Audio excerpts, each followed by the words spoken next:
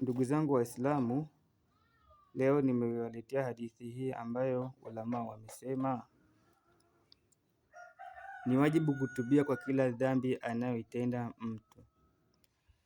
Maasi yanapokuwa ni baina ya Allah subhanahu wa ta'ala na mja wake, yasiyofungamana na haki ya mwana Adam, na hayo yana shuruti tatu.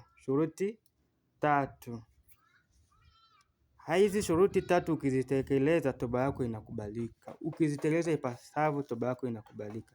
Kwanza kabisa, aazimie kuacha maasi. Cha pili, ajute juu ya kuyatenda.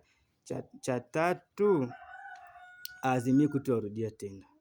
Ndugu zangu Waislamu, moja kati ya hayo kikosekana tu, hizo shuruti tatu, toba yako haitakubalika. Kwa hiyo zingatia hilo.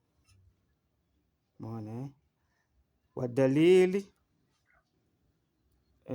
qala Allahu ta'ala fi surati Tahrim, a'udhu billahi minash shaitanir rajim, ya ayyuhalladhina amanu tubu ila Allahi taubatan nasuha, enyi mlioamini, tubuni kwa Mwenyezi Mungu toba iliyo ya kweli.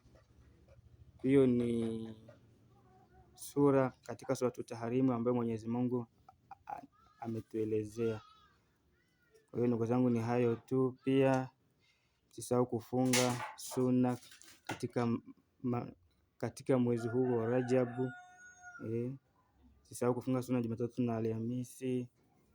Kesho tarehe 14 Ayyamul Bid, tarehe 15 pia kesho kutwa Ayyamul Bid. Usisahau kufunga na pia itaamkia pia na Jumatatu pia usisahau kufunga sunna. Wa hadha, assalamu alaikum warahmatullahi wabarakatuh.